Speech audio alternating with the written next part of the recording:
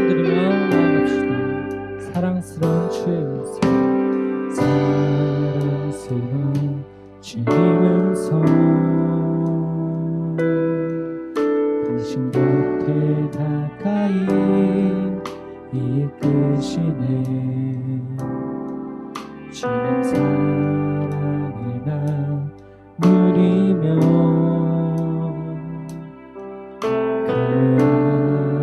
아름다우신 나누길 원하네. 예수 내 선하신 목자 나의 앞길 하시네. 예수 신실하신 주께 내 삶을 드립니다. 우리 한 번 더 고백할까요? 사랑스러운 주님 음성, 당신 곁에 가까이 이끄시네. 주님 사랑을 나 누리며 그 아름다우신 나누길 원하네. 예수 선하신 예수 내 선하신 목자 나의 앞길 하시네. 예수 신실하신 주께 내 삶을 드립니다. 예수 내 선하신 목자, 예수 내 선하신 목자 나의 앞길 하시네. 예수 신실하신 주께 내 삶을 드립니다.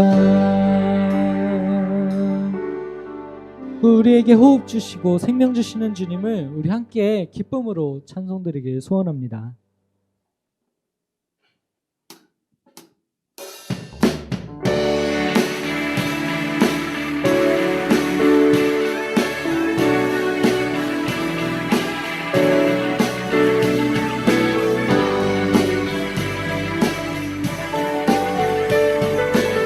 함께 찬양할까요? 이른 아침에도 이른 아침에도 늦은 저녁에도 난 언제나 주님 찬양해. 기쁨 넘칠 때도 슬픔 다가와도 난 언제나 주님 찬양해. 끊임없는 주의 사랑, 주의 권세 존귀 능력 알게 되면 찬양해 드리.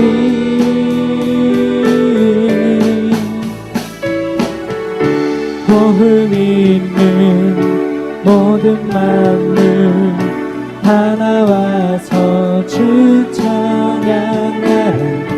호흡 있는 모든 만물 다 나와서 주 찬양하라.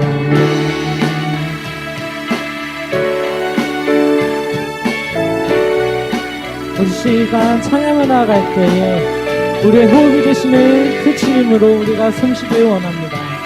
우리 함께 같은 가사로 한 번 더 고백합시다. 이른 아침에도 이른 아침에도 늦은 저녁에도 난 언제나 주님 찬양해. 기쁨 넘칠 때도 슬픔 다가와도 난 언제나 주님 찬양해. 끊임없는 주의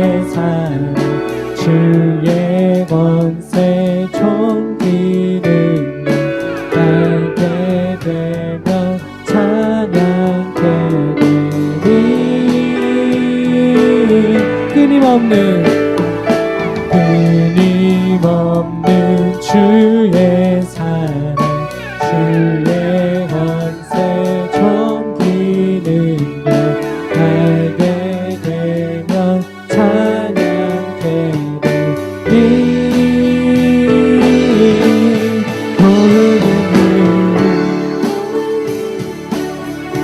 모든 만물 다 나와서 주 찬양하라 호흡 있는 모든 만물 다 나와서 주 호흡 있는 모든 만물 다 나와서 주 찬양하라 호흡 있는 모든 만물 다 나와서 주 찬양하라.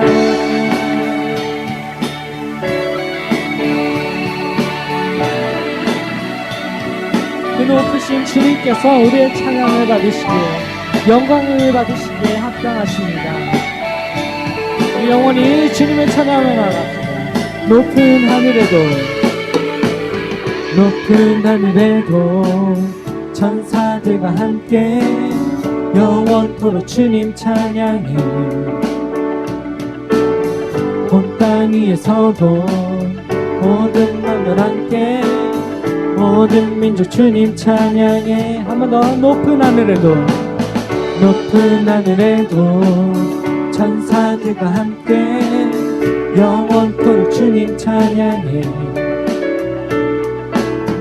온 땅 위에서도 모든 만물 함께 모든 민족 주님 찬양해 끊임없는 주의 사랑 주의 권세 존귀는요 알게 되면 찬양케 되니 끊임없는 주의 사랑 주의 권세 존귀는요 알게 되면 찬양케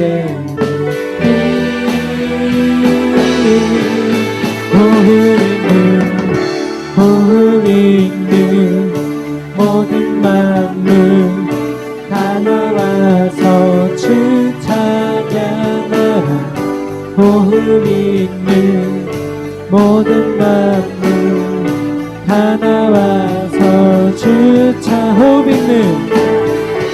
호흡 있는 모든 만물 다 나와서 주 찬양하라 호흡 있는 모든 만물 다 나와서 주 찬양하라.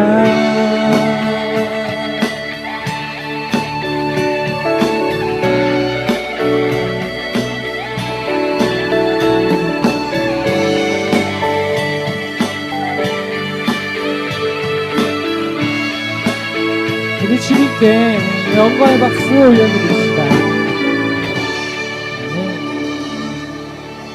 그 선하신 주님을 우리 더욱더 기쁨으로 찬송드리길 소원합니다. 우리 함께 박수하시면서 찬송할까요?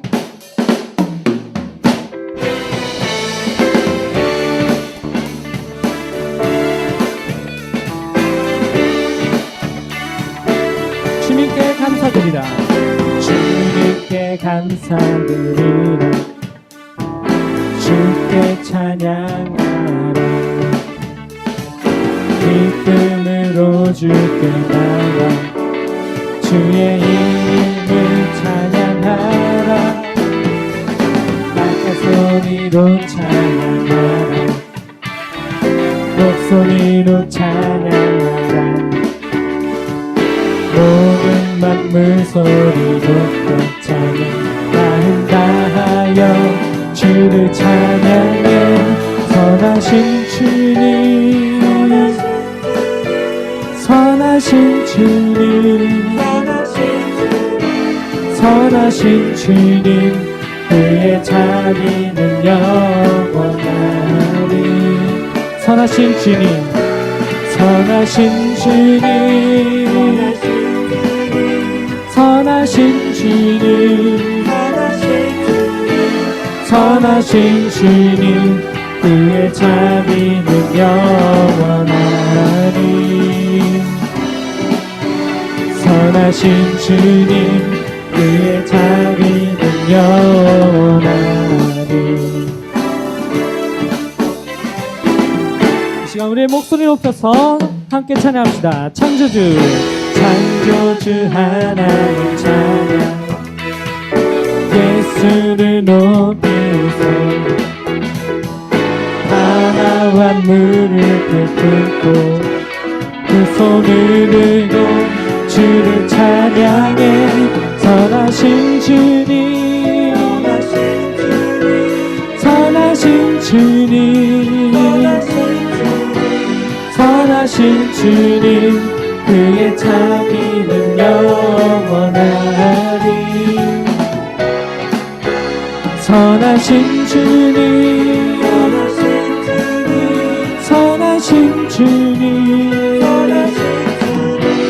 선하신 주님, 그의 자비는 영원하리. 선하신 주님, 그의 자비는 영원하리. 선하신 주님, 그의 자비는 영원하리. 영원토록.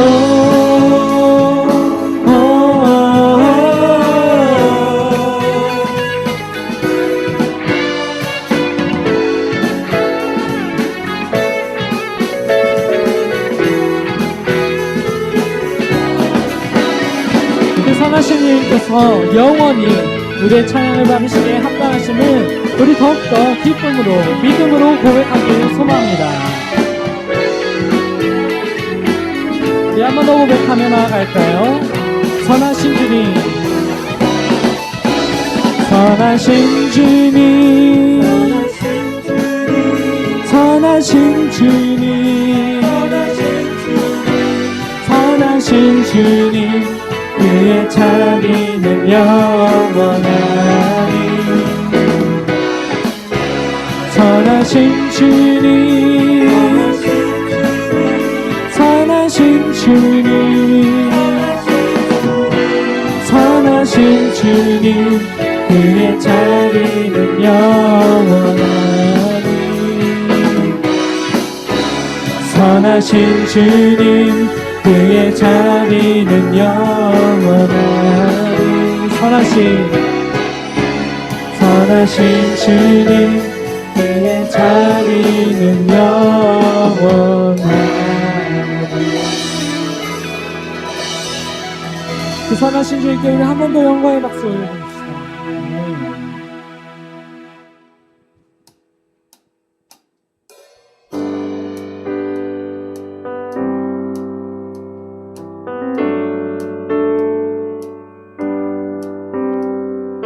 모두 나와 주 경배하네. 인도하신 부르심 따라 우리의 힘과 계획을 내려놓고 주님만 바라보네. 사랑 주신 주님께 하루가 최고백함으로 주님의 얼굴 진심으로 구할 때 주님은 답하시네. 이곳에서 주님을 대하네. 여기까지 우리를 인도하셨네. 주의 크신 능력을 붙드셨네. 주님 앞에 나올 때 이곳에서 우리를 예배하네. 행하신 일 다 함께 노래하네. 우리를 돌이키시는 주의 계획 이곳에 세우셨네.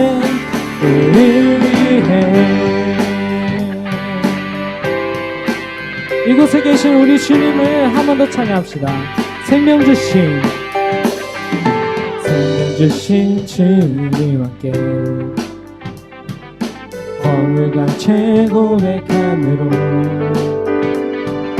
주님의 얼굴 전심으로 구할 때 주님은 나타나시네. 이곳에서 주님을 예배하네. 여기까지 우리를 인도하셨네. 주의 크신 능력 우리 붙드셨네. 주님 앞에 나올 때 이곳에서 주님을 예배하네. 행하신 일과 함께 노래하네. 우리를 돌이키시는 주의 계로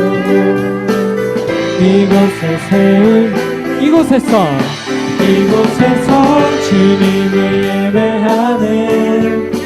여기까지 우리를 인도하셨네. 주의 크신 능력 우리 붙드셨네. 주님 앞에 나올 때 이곳에서 우리는 예배하네. 행하신 일과 함께 노래하네. 우리를 돌이키시는 주의 계획 이곳에 세우셨 우리 목소리로 이곳에서 주님을 예배하네. 여기까지 우리를 도와셨네. 주의 크신 능력 우리 붙드셨네. 주님 앞에 나올 때 이곳에서 우리는 예배하네. 행하신 일 다 함께 노래하네. 우리를 돌이키시는 주의 계획 이곳에 세우셨네. 우리 위해 우리를 찬양 받으시는 그 주님께 우리 영광의 박수 올려드립시다. 아멘.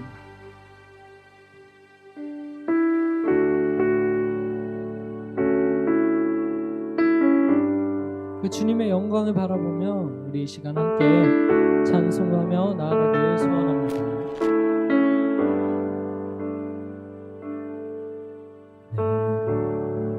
주의 영광을 보내 우리 가운데 계신 주님 그 빛난 영광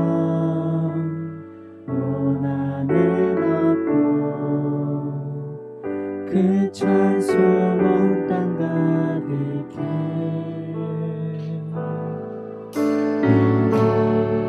주의 영광을 보내 찬송 가운데 서신 주님 주님의 얼굴을 온 세상 향하네. 권능의 팔을 드셨네.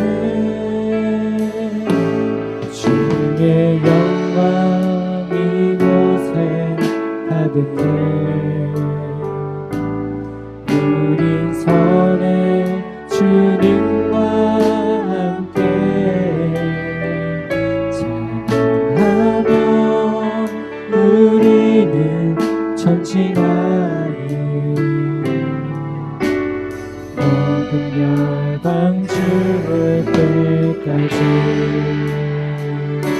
우리 이 시간 고백할 때 목소리 높여 한 번 더 고백합시다.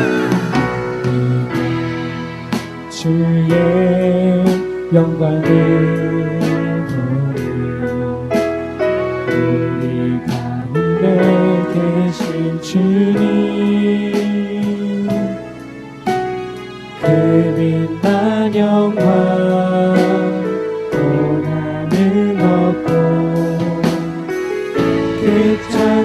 온 땅 가득해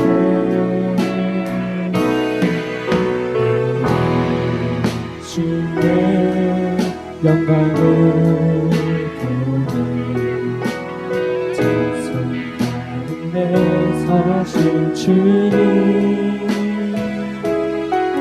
주님의 얼굴에 온 세상 향하네. 권능의 팔을 드셨네. 주의 영광 이곳에 가득해. 우린 선의 주님과 함께 찬양하며 우리는 전진하리. 모든 열방 주물 때까지 주의 영광 이곳에 가득해. 우린 섬에 주님과 함께 찬양하며 우리는 전진하리. 모든 열방 주물 때까지. 이 시간 우리 고백하며 나아가길 소망합니다. 기도하며 나아가길 소망합니다. 그 주님의 영광이 이곳에 우리가 서 있는 그 자리에 함께 있음을 고백하면서 우리가 동행하시는 그 주님을 우리가 영광 높여드리길 소원합니다. 우리가 서 있는 곳이 어디든 주님께서 영광 받으시도록, 그 자리에서 영광 받으시도록 우리 이 기도 제목 놓고 함께 주여 외치며 기도하시겠습니다. 주여.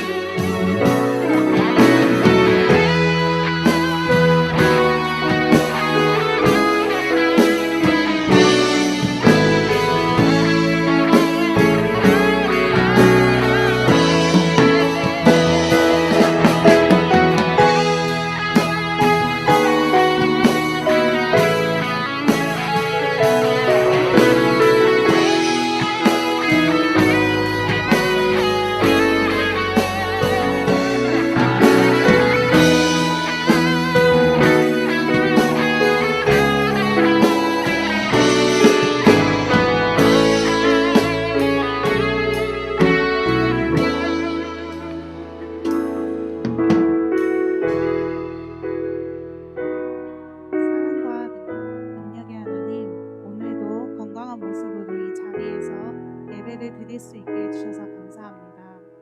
주님, 우리가 태어나고 살아가는 모든 순간들은 주님의 은혜가 함께하였습니다. 그 순간들이 항상 기쁘고 즐겁지만은 않았습니다. 슬픔과 고통, 어려움도 있었을 것인데 이 또한 주님이 계획하신 삶임을 알고 모든 순간을 감사함으로 여기는 저희가 되게 해주세요. 지금 전 세계가 코로나19 바이러스로 인해 고통과 두려움 속에 살아가고 있습니다.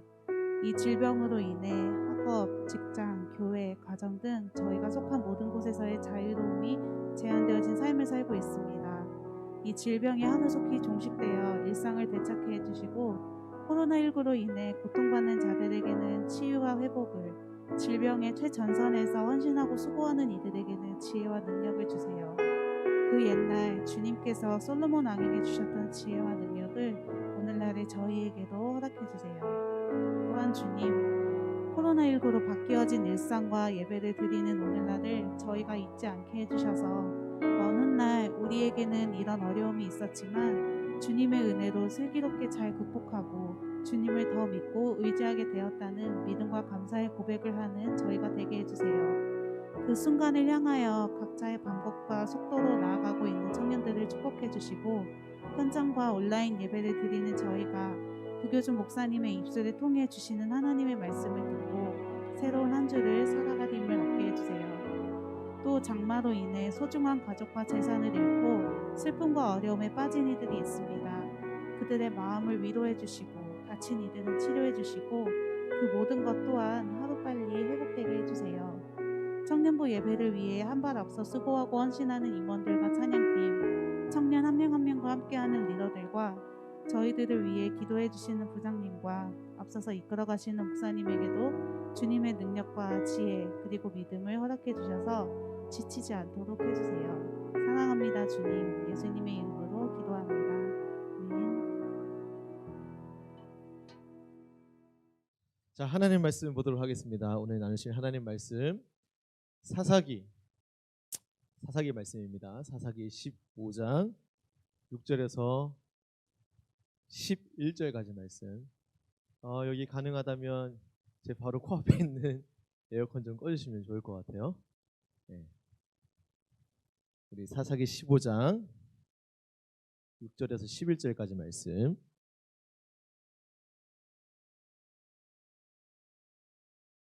교독해서 읽도록 하겠습니다. 블레셋 사람들이 이르되 누가 이 일을 행하였느냐 하니 사람들이 대답하되 딥나 사람의 사위 삼손이니 장인이 삼손의 아내를 빼앗아 그의 친구에게 준 까닭이라 하였더라. 블레셋 사람들이 올라가서 그 여인과 그의 아버지를 불사르니라.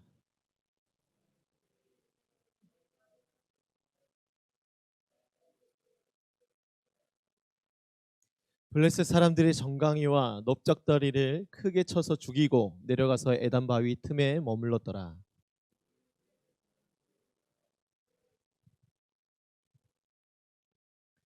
유다 사람들이 이르되 너희가 어찌하여 올라와서 우리를 치느냐. 그들이 대답하되 우리가 올라온 것은 삼손을 결박하여 그가 우리에게 행한 대로 그에게 행하려 함이로라 하는지라.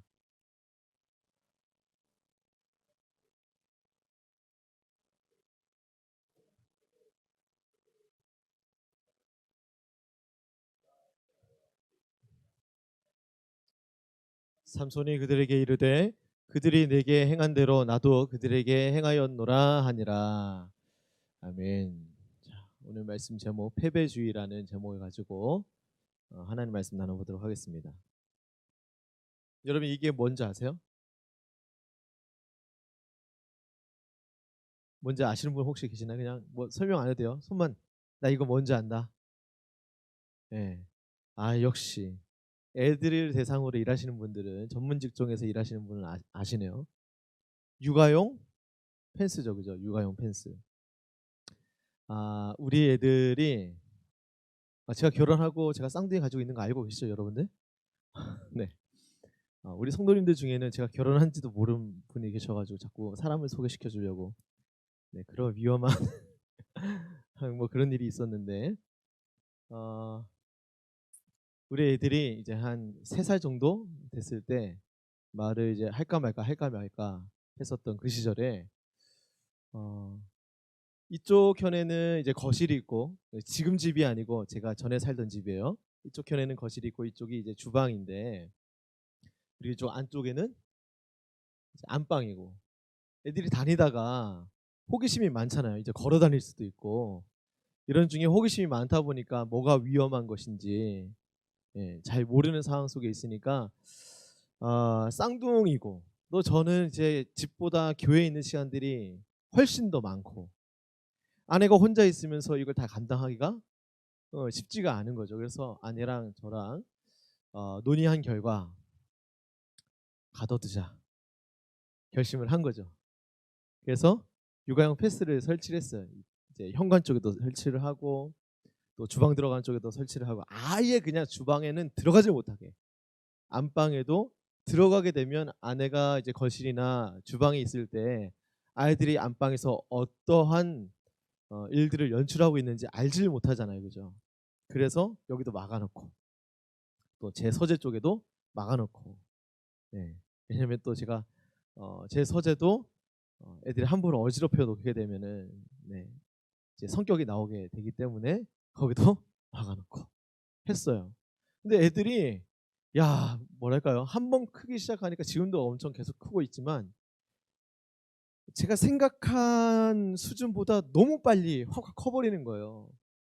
그리고 아빠를 닮아서 그런지 엄마를 닮아서 그런지 모르겠지만 애들이 운동신경이 굉장히 좋습니다.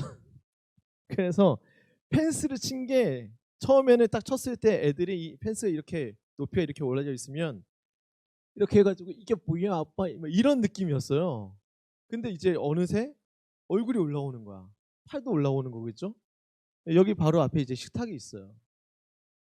식탁이 있으니까 일로 올라갈 수만 있으면은 이 주방이 내 것이 되겠구나 싶은 생각에 애들이 막 아둥바둥 치는 거예요. 포기를 몰라요. 근데 어느 순간 진짜 넘어가더라고요. 3살 나이 때에도. 놀랐어요. 그러다가 이제 한번 꼬꾸라져 가지고 우리 보승이는 혹이 나기도 하고 막 이런 적이 있었는데, 그 일 보고서 원래 여기 안쪽에 이제 주방 쪽에는 바닥에 매트가 없었어요. 애가 꺼당한 거 보고서 거기도 이제 매트를 깔았죠. 거실이나 뭐 서재 쪽이나 복도 쪽에는 다 이렇게 매트를 깔아놨었는데, 그 일이 있은 이후로 이제 주방 쪽에도 이제 매트를 깔아놓고, 이런 상황을 보면서 아무래도 제가 목사다 보니까, 목사란다. 목사다 보니까 좀 뭐랄까요, 주님 주시는 여호와의 영의 감동에 따라서 깊은 묵상이 하나 있었는데, 애들은 정말로 뭘 모른다? 그렇지, 포기를 모르는구나. 이 다친 일을 보고서 설명을 했죠. 조근조근 설명하면 된다고 해가지고, 조근조근 이렇게 되면 이렇게, 또 보승이 다친 거 맞지? 묘정이도 이렇게 하면 이렇게 될 수 있으니까 다시는 그렇게 하지 마. 너 하면 안 돼. 다칠까 봐 이거 막하는 거야. 필요하면 열어줄게. 필요하면 이거 치울 테니까 그때까지 잘 참아. 근데 애들이 포기를 몰라요. 어렸을 때는 다 그랬구나. 제가 지난날 제가 유년 시절을 생각해봐도 그랬던 것 같아요. 포기를 몰라.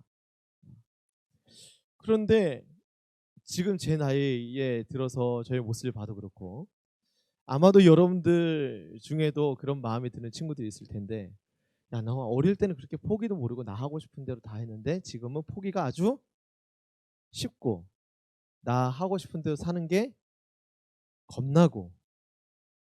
그렇진 않아요.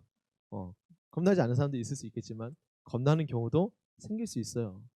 나 원래 이런 성격 아니었는데 사회가, 세상이 나를 가만두질 않거든. 그러다 보니까 때로는 실패가 내가 생각했던 것보다 너무 자주 있게 되는 거죠. 그런 실패에 대한 두려움 때문에 뭔가 새롭게 도전하고 시도하는 것에 대해서 막 망설여지게 되기도 하고, 포기가 빨라요. 예전에 이런 일을 뭐라고 말씀드린 적이 있었어요. 패배주의에 대해서도 잠깐 말씀드린 바가 있었는데, 학습 효과라고 했어요. 학습 효과. 우리가 좋은 것도 학습하지만 우리가 사실 좋지 않은 것도 학습되어져서 나쁜 삶의 자세, 삶의 태도를 갖추게 되는 경우가 많거든. 실패를 경험하면 경험할수록 이 실패로 인해서 내가 겪는 어떤 두려움의 감정, 정신적인 공황 상태, 다시는 이런 거 경험하고 싶지 않으니까 이 두려움에 대해서 계속해서 반복적으로 학습되면서 실패하고 싶지 않다. 여러분, 실패하고 싶지 않으려면 가장 나이스한 건 뭐겠어요? 실패할 거를 시도하지 않으면 되는 거잖아요. 그죠? 그럼 되는 거예요. 예를 들어서 제가 저번 주 말씀드린 것처럼 사도 바울은 고린도 교회 앞에서 설교하는 거 굉장히 막 트리플 A형이어가지고 막 떨리는 가슴으로 설교했다고 그랬어요. 내가 혹여나 실수를 하면 어떡하나, 이런 마음이 있었을지 모르겠어요. 제가 이 자리에서 여러분들 앞에서 설교할 때 혹여나 실수할 수도 있지만 실수했으면 다음에 그건 제가 실수했습니다 이렇게 말씀드리면 될 수도 있는 부분인데, 이거에 대한 두려움 때문에 나 오늘 좀 실수 많이 할 것 같은데 하는 이런 마음이 들었을 때 해결할 수 있는 가장 빠른 방법은 설교 안 하면 되는 거죠. 그죠? 오늘을 은혜롭게 찬양하고 기도하고 마치겠습니다. 그렇게 하면은 아마도 이보다 더 많은 사람들이 모이지 않을까. 아무튼 실패는 그런 거래요. 실패.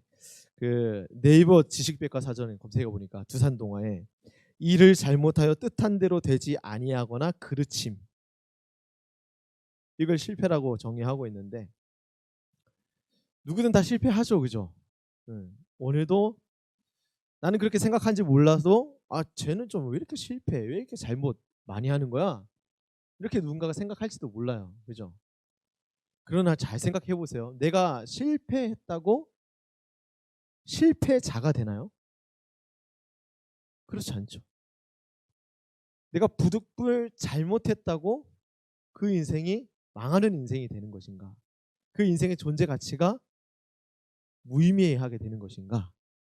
그렇지 않단 말이에요. 단지 그 순간에 성공하지 못했을 뿐인 거죠. 그죠? 자기 자신만을 잘 주님 안에서 돌보면 위신의 손상이 있을 일이 없는 거예요. 원치 않게 비교하다가 열등감에 시달릴 수 있지만 나는 열등한 존재로 하나님 짓지 않으셨다고. 오히려 더 이 실패를 교훈 삼아서 나중에 더 잘 출발할 수 있는, 더 새롭게 잘 시도할 수 있는 기회를 만들어낼 수도 있어요. 그런데 사실 이것에 대해서 깊이 생각하면서 살아가는 사람들이 생각보다 많지 않은 것 같아요. 실패 자체가 문제인 것이 아니라 이런 패배주의에 갇혀서 사는 것 자체가 너무도 큰 문제라는 거죠. 패배주의에 관련해서도 제가 사전적인 정의를 한번 확인을 해봤어요. 이렇게 적혀 있더라고요. 어떤 일에 성공하거나 경쟁에서 이기겠다는 자신감이 없이 소극적이며 일을 해보기도 전에 포기하는 태도나 사고 방식. 이게 패배주의래요. 실패에 대한 두려움이 많아져서 시도하지 않게 되는 그런 삶의 태도를 갖추게 된다는 것이 이 패배주의라는 거죠. 그래서 내가 실패를 줄이면 내 삶이 안정될 거야. 내가 실패를 줄이면 지금보다 더 큰 만족을 갖게 될 거야. 안전제일주의지 뭐 이런. 그래서 실패가 줄어지게 되면 잘 살고 있다 이렇게 착각하는 사람들도 있어요. 특히 한국 사회 어른들, 사회생활 하고 있는 어른들은 좀 그런 경우가 많아요. 사실 직장생활하는 사람들 특히나 더. 삶을 살아갈 때 일반인들 사이에서도 이와 같은 패배주의는 너무도 치명적인 일인데, 오늘 우리가 하나님의 부르심을 받은 그리스도인으로서 삶을 살아갈 때 이 패배주의를 그냥 가만히 내버려 두면 정말로 심각한 결과를 초래할 수가 있어요. 결론부터 말씀드리면 이 패배주의는 정말로 하나님이 싫어하시는데, 왜? 이 패배주의를 그대로 두면 하나님이 날 정말 사랑하시나? 하나님은 정말 은혜의 하나님이신가? 나의 존재의 가치는 어디에 있는가? 나는 정말 하나님 안에서 소망을 두고 살아갈 수 있을 만한 그런 사람인가? 답을 찾기가 너무도 어려워요. 하나님 보시기에도 너무도 안타까운 인생이 되고, 그런 방황하는 삶을 살아가다 보니까 이 인생이 하나님을 거절하는 인생이 되기가 쉬워져요. 오늘 본문 말씀 한번 보도록 할까요? 네, 아직 읽지는 않고 오늘 본문 말씀의 내용 여러분 잘 아시는 삼손에 관련된 기사예요. 생각보다 여러분이 상상한 것 그 이상으로 사사기에 이 삼손에 대한 내용이 굉장히 길게 펼쳐집니다. 기회가 되면 여러분 사사기서 말씀을 좀 쭉 읽어보시고, 특별히 삼손에 관련된 기사를 교회 학교 때 배웠었던 머리에 힘빨이 있어가지고 이렇게 하나님의 역사를 이루었던 그런 삼손 이렇게 생각하지 마시고, 그가 하나님께 어떤 부르심을 받았는지, 또 하나님이 그 인생을 어떻게 사용하셨는지, 그의 인생의 말미는 어떤 모습이었는지에 대해서 깊이 묵상하고, 하나님이 오늘 우리 삶 가운데 어떤 도전을 주고자 하시는지에 대해서 우리가 좀 깊이 알 필요가 있어요. 여러분 아시는 대로 삼손은 나시인이에요. 어렸을 때부터 부모로 인해서 이건 하나님의 것이고 하나님의 사람, 하나님의 뜻을 위해서 이 아이의 일평생을 바칩니다 해서 바쳐진 나실인이었어요. 그리고 사사시대 때 마지막 사사, 블레셋에 의해서 이스라엘이 40년 동안 지배받고 있는 중에 한 20여 년 동안 삼손이 마지막 사사로서 활동을 하게 됩니다. 성격은 굉장히 다혈질, 그리고 여자를 굉장히 사랑했어요. 네, 우리 민족의 여자도, 이방 여인의 여자도. 네. 한 번은 부모의 반대에도 불구하고 이방에 이 이스라엘을 지배하고 있는 블레셋의 여인과 결혼하려고 얘가 아둥바둥 됐어요. 이유는 한 가지, 그 여자가 너무 이뻐서, 너무 사랑스러워서. 블레셋 여인이었는데 이 여인이 어디에 있었던 사람이었냐면 딥나라는 지역에서 살고 있었던 여인이었어요. 사실 딥나라는 지역은 이스라엘의 영토 안에 있었던 그런 지역이었어요. 이스라엘 12지파가 이제 땅 분배를 하고 있었을 때, 가나안을 정복하고 땅 분배를 했을 때 포함되어 있었던 지역이 있는데 이제 블레셋이 지배하게 되어졌을 때 이 땅이 빼앗겨지게 됐고 그 땅 안에 이방 사람들이 막 이렇게 토착 문화를 만들어내기 시작했죠. 그러다 보니까 그곳을 찾아가면은 내 민족이 있기보다 이방 민족이 많았는데 이때 당시 때에도 이방 민족과 가까이하고 이방 문화를 가까이하는 것에 대해서는 하나님이 아주 금기시하셨죠. 그런데 사사로 부름받은 이 삼손은 그 정욕을 주체하지 못해서 이방 여인과 결혼하겠다는 거예요. 네. 결혼을 하는데 이제 신부집에서 성경 내용을 자세히 들여다보면 신부집에서 결혼을 하고 7일간의 잔치를 합니다. 그 당시 풍속이었어요. 이를테면 피로연 같은 거예요. 7일간 잔치를 하는데 수많은 이제 블레셋 사람들이 막 와가지고 축복 아닌 축복하는 그런 모습을 보이고 있어요. 이때 한번 여러분 아시는 것처럼 삼손이 이 블레셋 사람들에게 수수께끼를 하나 내죠. 네. 먹는 자에게 먹는 것이 나오고 강한 자에게서 단 것이 나왔다. 이게 뭐냐? 수수께끼를 냈어요. 이거 맞추면 내가 너희들 이 자리에 모여 있는 30명의 이 블레셋 사람들, 이 사람들에게 모시옷도 주고 30개의 모시옷도 주고 30개의 겉옷도 이렇게 다 나눠주겠다. 하지만 너희들이 못 맞추면 그걸 나한테 다 갖다 바쳐라. 이런 식으로 어찌 보면 이제 재미 삼아 가지고 수수께끼를 이렇게 했는데 일주일 동안 이제 피로연이 진행이 돼요. 하루가 지나고 이틀이 지나고 3일이 지나도 못 맞추는 거죠. 알기가 이거 보통 무슨 생각에서 나온 수수께끼야 싶은 거예요. 여러분들 아시나요? 먹는 자에게서 먹는 것이 나오고 강한 자에게서 단 것이 나온다. 네. 그렇죠. 교회 학교에서만 삼손을 배웠고 성경에서 삼손을 배우지 않아서 지금 이런 분위기가 흘러나오고 있는 거예요. 답은 사자죠, 사자. 그리고 단 것은 꿀입니다, 꿀. 이때 당시 때도 딱 여러분들과 같은 그런 표정이었어요. 블레셋 그 30명의 이웃 주민들이 이거 도대체 무슨 답을 요구하는 거야? 하는 거였어요. 하루가 지나고 이틀이 지나고 3일 지나도 불안하죠. 이 모시옷 그 겉옷 삼손이 준다고 하는데 이건 꼭 가지고 싶은 거예요. 당최 모르겠으니까 한 4일 정도 됐을 때 그래 삼손한테 답을 알려달라고 얘기하긴 좀 그러니까 삼손의 아내한테 가가지고 물어보자. 물어보니까 모르는 거죠. 그러면 네 남편 꼬드겨가지고 너 블레셋 민족인데 네 남편을 좀 꼬셔가지고 좀 알아내와봐. 그렇지 않으면 너네 가족 아주 쫄딱 망하게 할 거야. 협박을 하기 시작합니다. 벌벌 떨어가지고 이 아내가 삼손한테 찾아가죠. 찾아가서 얘기를 합니다. 당신 정말 나 사랑하는 거 맞아? 아니 수수께끼 낼 거면 나랑 좀 상의를 하든가.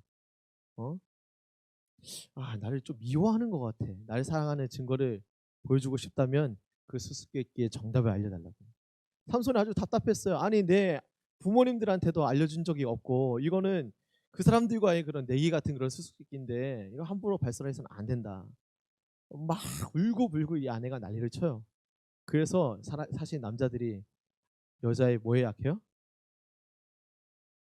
뭐에 약합니까?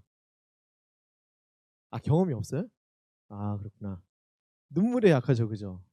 여자의 눈물에 약해가지고 알려주죠.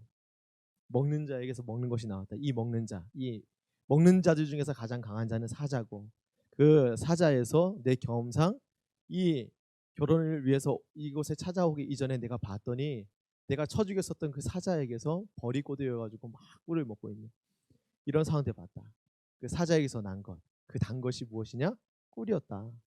얘기를 해줘서 이윽고 이 아내가 그 블레셋 사람 이웃 주민 30명에게 다 이것을 알려줘요. 삼손이 생각보다 눈치가 빨랐어요. 이 사실에 대해서 이거 수수께끼 어떻게 맞췄지?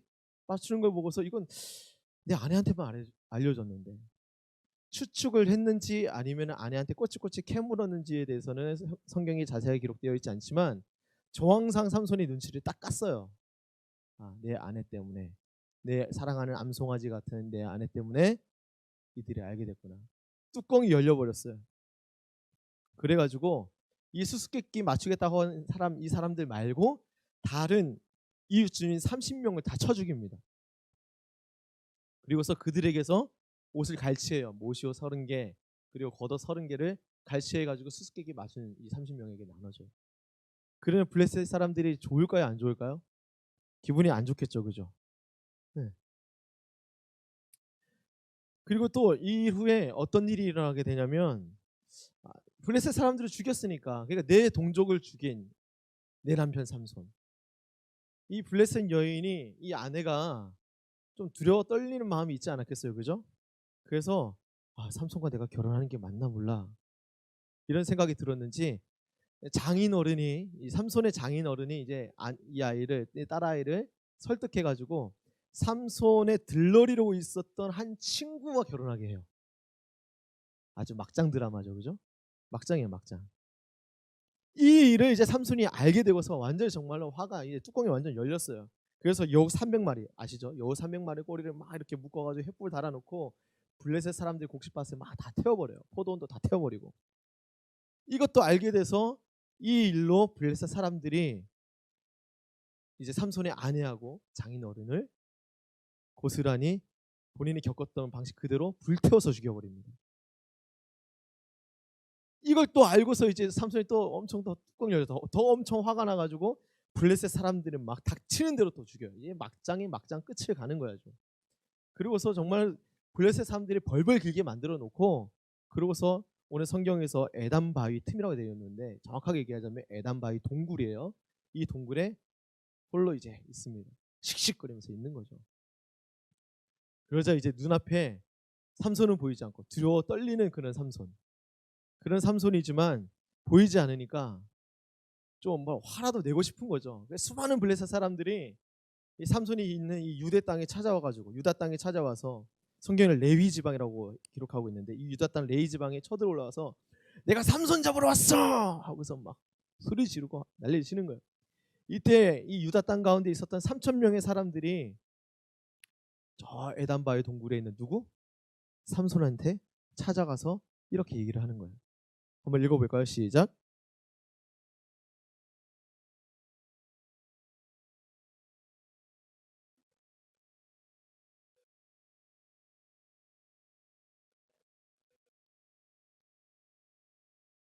삼손이 그들에게 이르되 그들이 내게 행한 대로 나도 그들에게 행하였노라 하니라.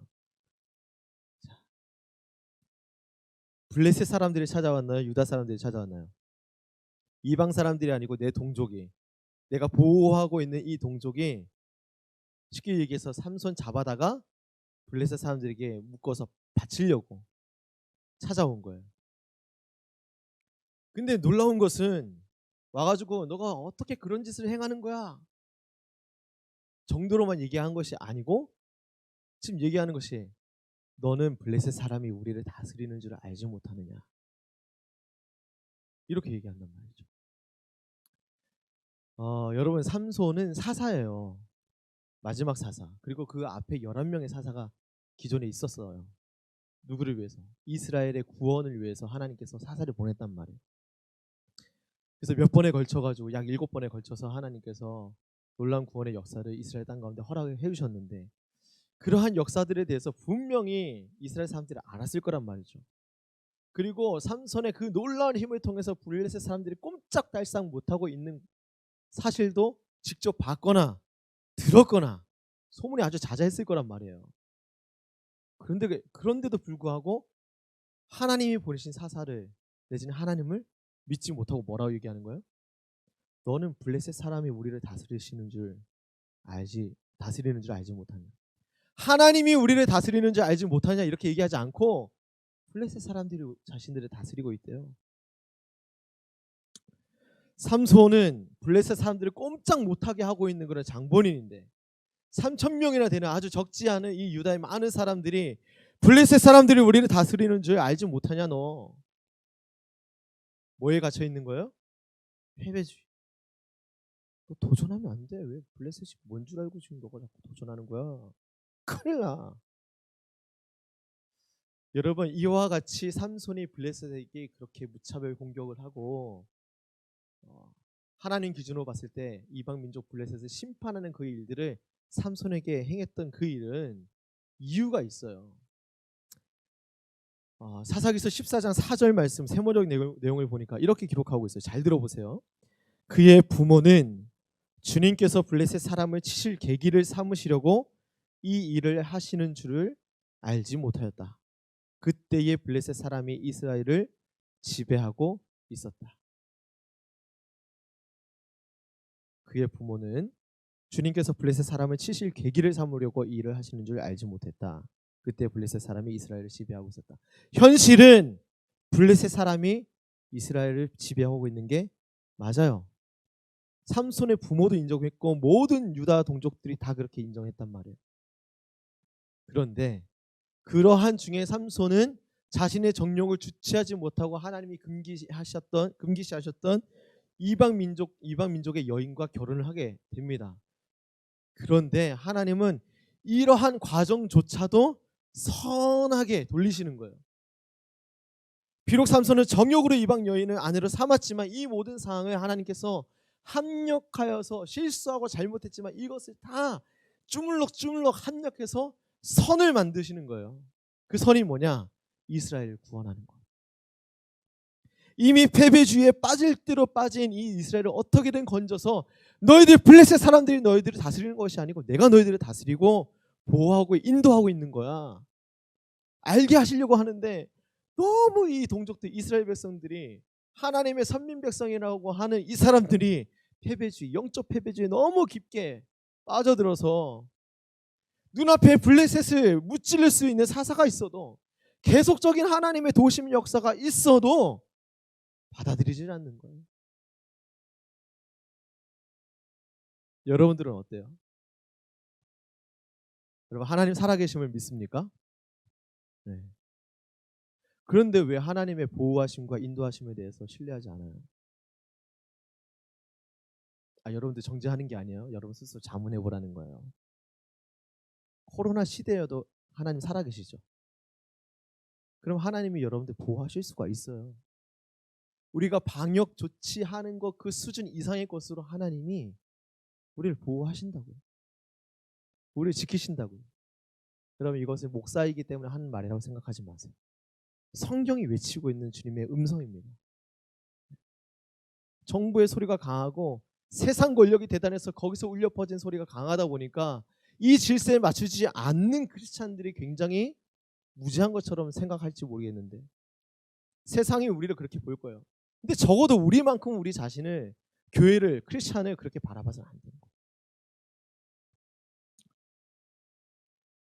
운명론적인 그런 사고에 빠져서 이렇게 말하는 경우가 있죠. 될 놈 될, 안 될, 안.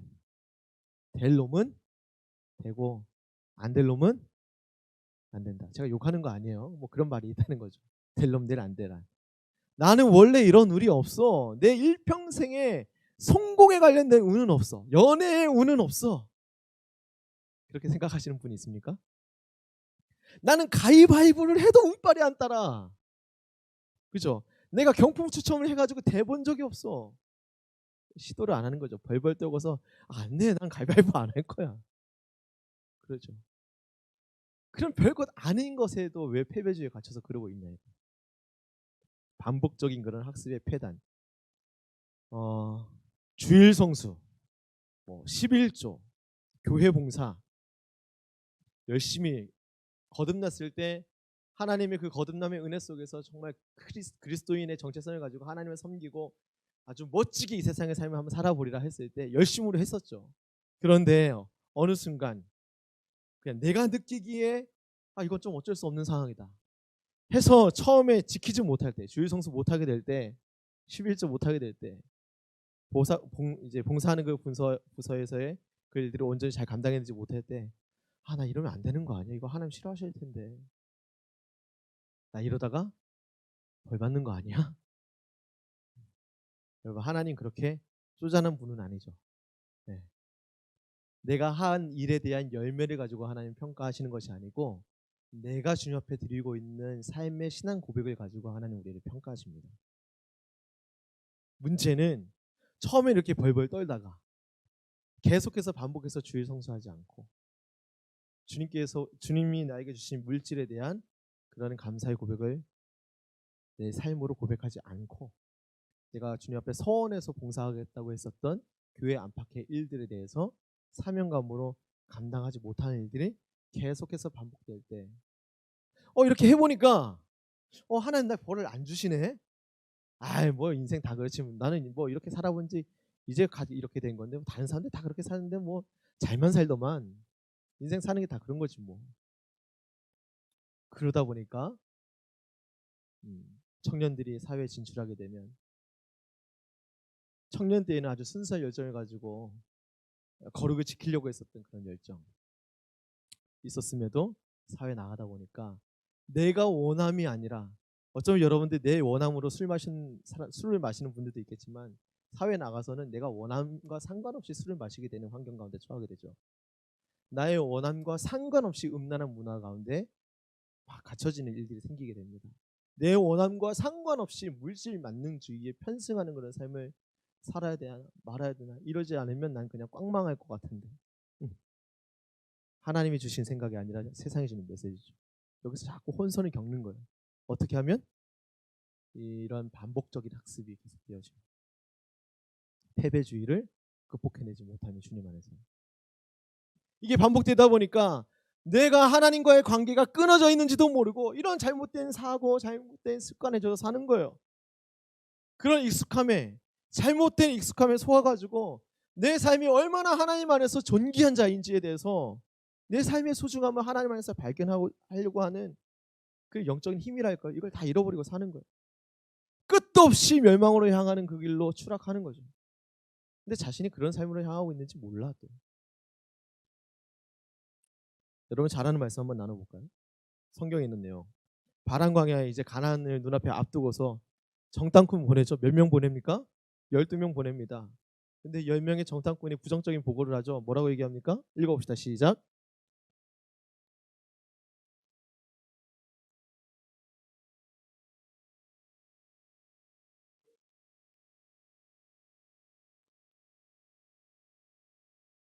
거인들을 보았나니 우리는 스스로 보기에도 메뚜기 같으니 그들이 보기에도 그와 같을 것이니라.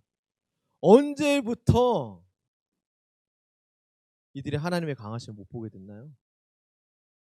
여지껏 하나님은 강하신 손길로 이곳까지 인도하시고 그 강하신 손길로 마침내 가나안 땅을 정복해 하실 것인데 눈앞에 보이는 현실 때문에 그 백성 치지 못해. 안악 자손들이야. 키부터 게임이 안 돼. 가지고 있는 무기부터 게임이 안 돼. 우리는 돌 던지지 쟤네들은 창 던져. 날리는 거야. 그리고 우리가 스스로 보기에도 우리는 하나님의 선민 백성인데 하나님의 강하심 안에서 이곳까지 이른 백성들인데 강력한 하나님의 백성들인데 뭐라고 보는 거예요? 메뚜기로 보는 거예요. 메뚜기. 내가 스스로 볼 때도 내가 메뚜기 같은데 쟤네들이 우리를 볼 때 반드시 그렇게 볼 거야. 아우 저 조그만 메뚜기 같은 녀석들이 아주 우리 이겨보겠다고 아둥바둥 되는구나. 그렇게 생각할 것 같다 이거죠. 이러한 때에 여호수아와 갈렙이 어떤 보고를 해요? 긍정적인 보고를 한 게 아니고 믿음으로 보고를 해요. 믿음으로. 하나님이 우리에게 주신 땅이 확실히 맞습니다. 이거 무슨 말이에요? 하나님 우리한테 주실 거니까 믿음으로 가자는 거죠. 그런데 문제는 이 이스라엘 백성들이 다수의 의견을 따르죠. 10명의 부정적인 보고, 믿음이 없는 보고를 한 이 정탐꾼의 말들을 듣고 성경 내용을 보니까 밤새 통곡을 했대요. 또 모세와 아론을 원망했대. 성경에서는 모세와 아론을 원망하는 것을 하나님을 원망한 것이라고 기록하고 있어요. 어떤 식으로 원망하느냐? 차라리 우리를 애굽이나 광야에서 죽이게 했으면 좋았을 것을 지금까지 고생하게 해서 하나님이 여기까지 인도하셔서 칼에 죽게 만드시는구나. 여러분 하나님이 심심풀이 땅콩으로 이 사람들이 여기까지 데리고 옵니까? 40여 년 동안 예?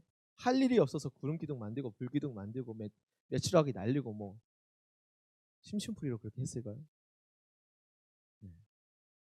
그리고 그렇게 고생한 것이 본인들의 고생이었나요? 하나님의 돌보심 속에서 이렇게 온 거잖아요. 사실 그들이 감당할 수 없는 길에 이들이 왔단 말이에요. 성경 내용을 보니까 이 40여 년의 길을 이렇게 와서 봤더니 자신이 입고 있는 옷도 헤어지지 않았대. 세탁 한 번 한 적도 없는데 신고 있는 신발도 헤어지지 않았대. 제 말이 아니고 성경의 기록이에요. 그것만 보더라도 야 이건 뭐 이런 삶을 살 수가 있어? 야, 하나님 정말 하나님만 쫓으면 되는구나. 그냥 눈에 보이는 것들이 다 하나님의 은혜예요. 근데 이거 하나 보고서 이 아나 자손들을 보고서 어떻게 자신의 정체성을 그렇게 보냐 이거예요. 여러분 오늘 우리의 모습을 그렇게 보고 있는 건 아닙니까? 오늘 우리가 여러분 이 말에 하나님께서 이렇게 반응하셨어요. 읽어봅니다. 시작. 여호와께서 모세에게 이르시되 이 백성이 어느 때까지 나를 멸시하겠느냐. 내가 그들 중에 많은 이적을 행하였으나 어느 때까지 나를 믿지 않겠느냐. 긍정적인 생각하라고 얘기하는 게 아니에요. 어느 때까지 나를 믿지 않겠느냐. 여러분 신앙생활은 낙관주의의 삶이 아니에요. 내가 예수님을 잘 믿으면 더 좋은 미래가 열릴 거야. NO! 아니에요. 이게 좀 어려운 말로 소위 번영주의 신학이라고 하는데 이런 번영주의가 한국 사회에 판을 쳐가지고 한국 교회가 믿음의 야성을 다 잃어버렸어요. 코로나 때문에 모이기에 힘쓰지 않고 흩어지게 힘쓰잖아요. 죄송해요. 지금 온라인 예배 드리고 있는 여러분들 대상으로 얘기하는 게 아니에요. 정지하는 거 아니니까 오해하지 마시고. 우리 신앙의 질서가 이렇게 무너진 지 참 오래됐다 이거예요. 여러분 믿음을 고백하지 않는 것은 하나님의 살아계심을 고백한다고 말하면서 한 입 가지고 그 살아계신 하나님을 향해서 멸시하는 것과 같은 거예요. 예배 때는 하나님을 찬양하는데 삶으로는 하나님을 멸시한다. 하나님 절대 속지 않아요. 여러분 패배주의가 이런 영적인 패배주의가 무서운 이유는 뭐냐면 첫 번째로는 우리로 하여금 영적인 무기력증에 빠지게 돼요. 목표를 잃어버려. 하나님 주신 비전 하나님 저 그거 못해요. 기도 열심히 해왔는데 이런 무기력증에 빠지게 됐어. 이런 패배주의 영적 무기력증에 빠지게 되면 하나님 저 기도할 줄도 몰라요. 성경 볼 수 있는 능력도 저 없어요. 주님 그렇게 말씀하신 적이 없거든.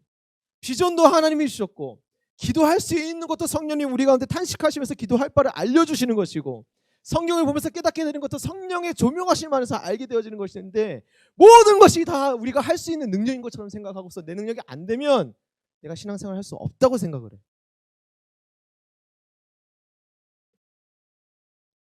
그리고 더 깊은 문제는 하나님 앞에서 가장 큰 죄는 이런 일들을 통해서 하나님을 무시하고 마치 하나님 없는 양 살아가는 삶을 살게 된다는 거예요.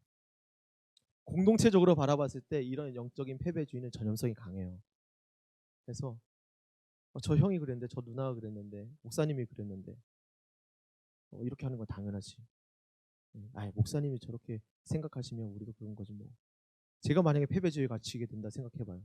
그래서 맨날 울고불고 난리치면서 영적인 도전을 주기보다 여러분들에게 하나님 주시는 것은 희망이 있습니다. 당장의 희망을 주실 거니까 여러분 당장의 희망 글쎄요 하나님 계획 안에 있다면 희망은 있겠죠. 근데 우리 믿는 자들에게 진정한 희망은 천국이어야 되는 거예요. 우리에게 진정한 희망은 내가 살아가는 나날 동안 하나님 나라의 즐거움을 내가 주의 은혜로 누리는 거 이게 희망이죠. 그런데 마치 내가 지금 잘 믿고 잘 섬기면 내가 출세하는 것이 내 한 가지 소원이 돼버리면 이건 곤란하다. 왜냐하면 성경에서는 죄송합니다.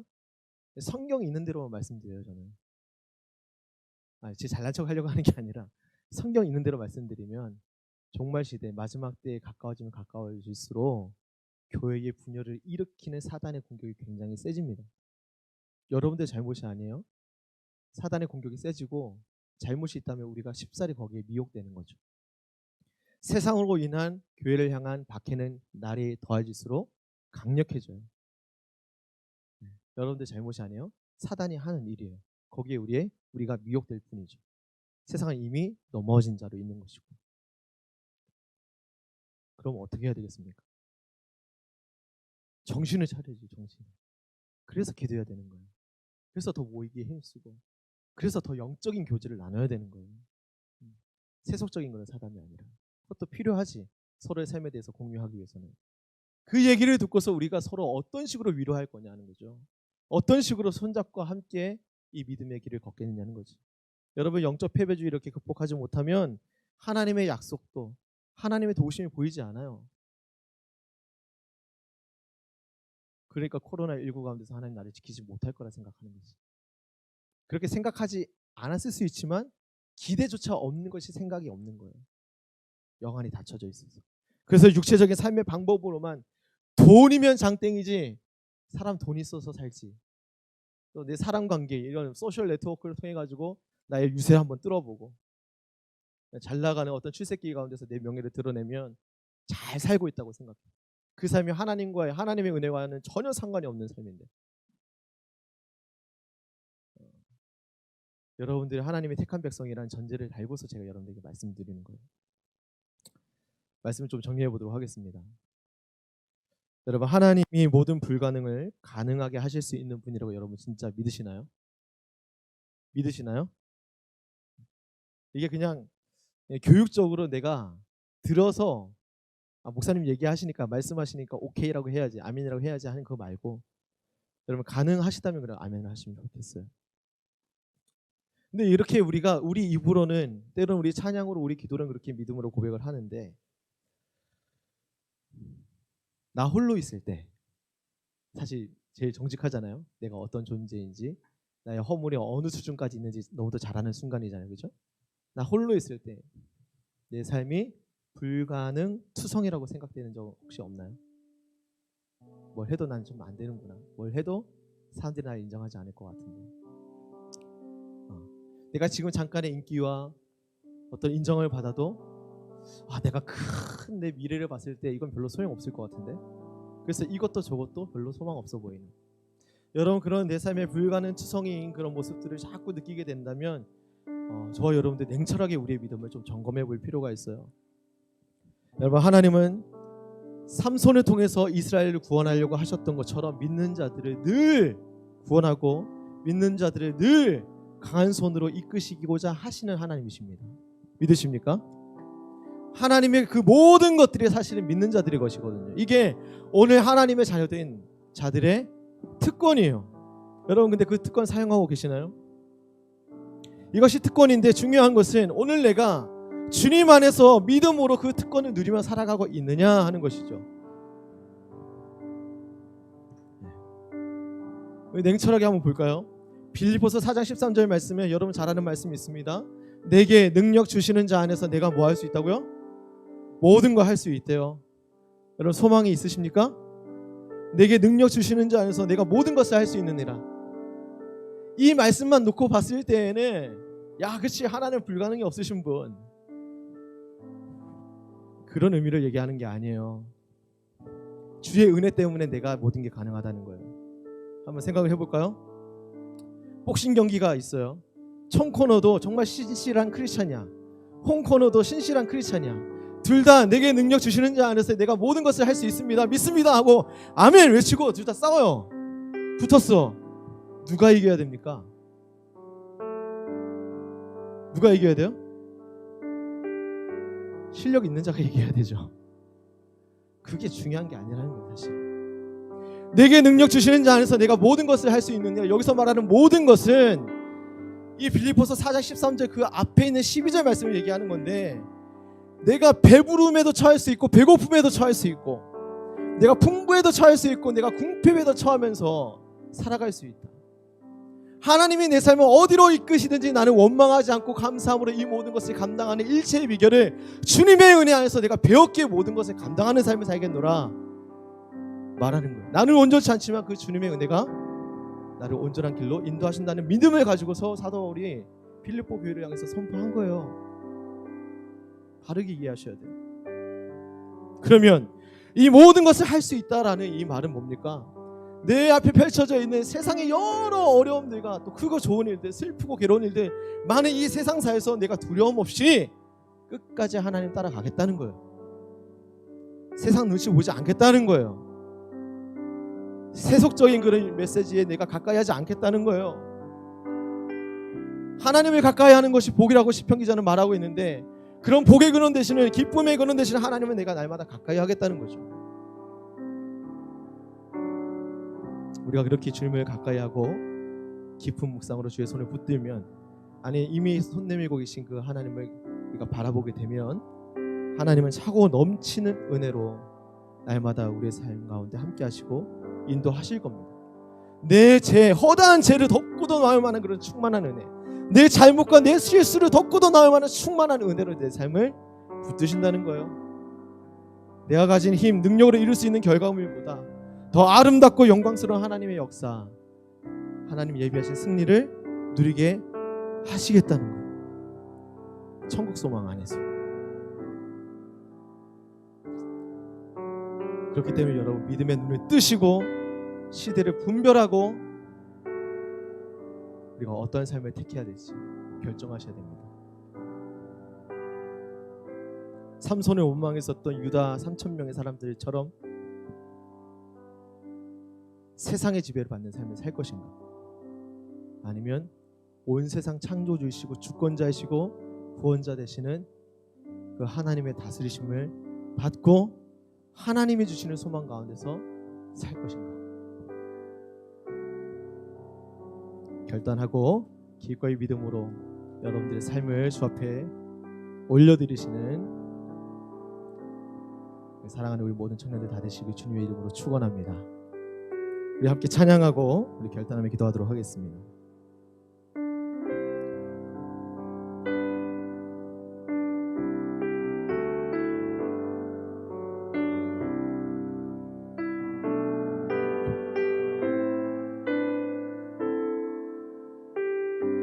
좀 빠르게 찬양하겠습니다.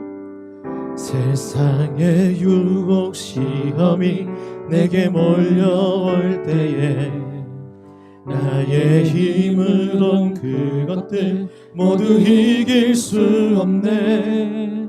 거대한 폭풍 가운데 위축된 나의 영혼 어찌할 바를 몰라 헤매이고 있을 때 거짓과 속임수로 가득 찬 세상에서 어디로 갈지 몰라 머뭇거리고 있네. 공중의 권세 잡은 자 지금도 우리들은 실패와 절망으로 넘어뜨리려 하네. 주를 찬양 손을 들고 찬양 전쟁은 나에게 속한 것 아니니 주를 찬양 손을 들고 찬양 전쟁은 하나님께 속한 것이니 주를 둘러보며 아무도 없는데 믿음의 눈을 뜨면 보이는 분 계시네. 지금도 내 안에서 역사하고 계시는 사랑과 어둠의 권세 물리치신 예수님 주를 찬양 손을 들고 찬양 전쟁은 나에게 속한 것 아니니 주를 찬양 손을 들고 찬양 전쟁은 하나님께 속한 것이니 주를 찬양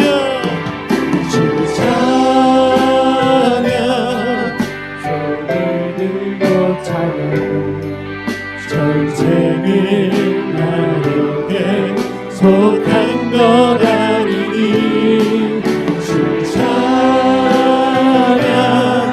손을 들고 찬양 전쟁은 하나님께 속한 것이니.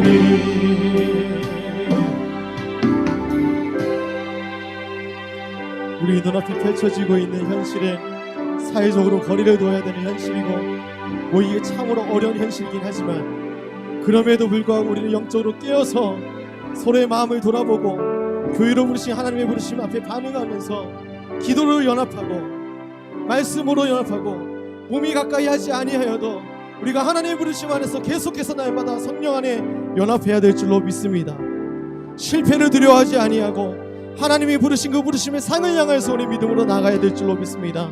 하나님, 삼손의 메시지를 통하여서 하나님께서 주시는 이 약속의 메시지, 우리를 지키시고 우리를 구원하시겠다고, 우리 삶을 지키시고 돌보시며 인도하시겠다고 약속하시는 하나님의 이 메시지 앞에 우리 삶을 전폭적으로 올려드립니다.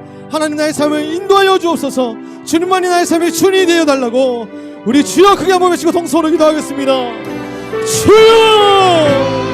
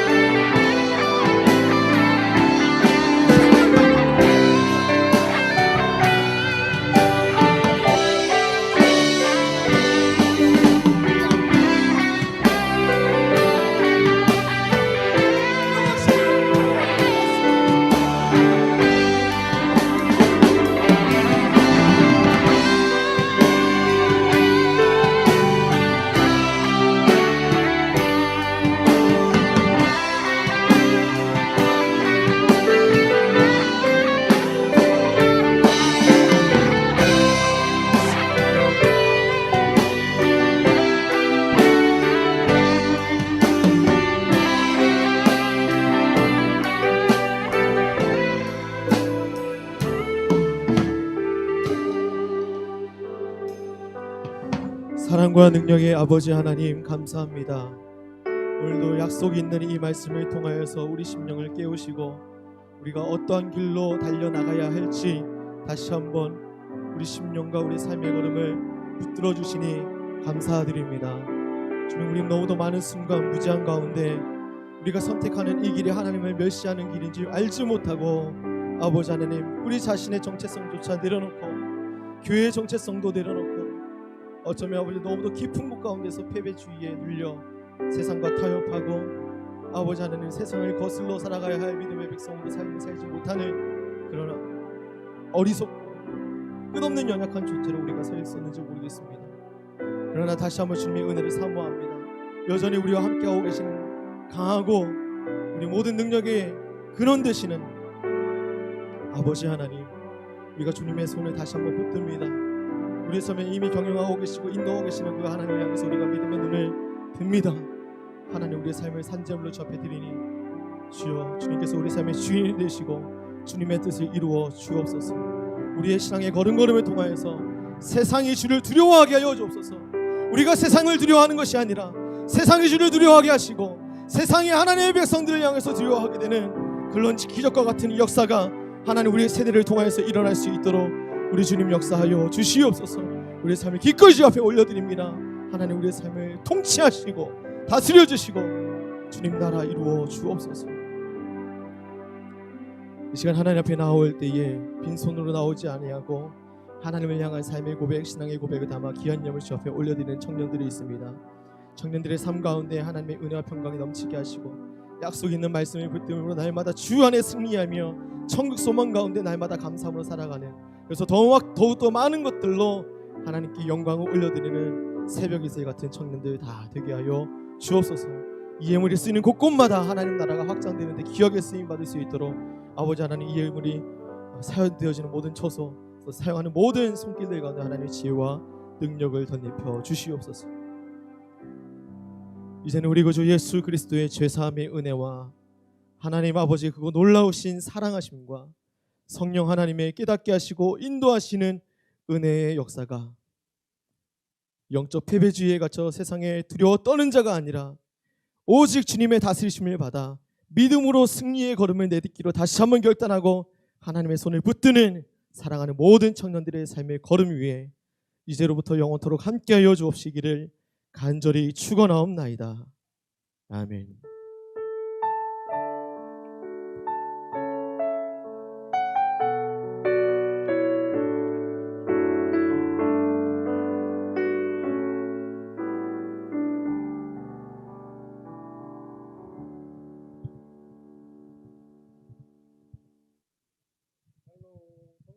오신 여러분 환영하고 축복합니다.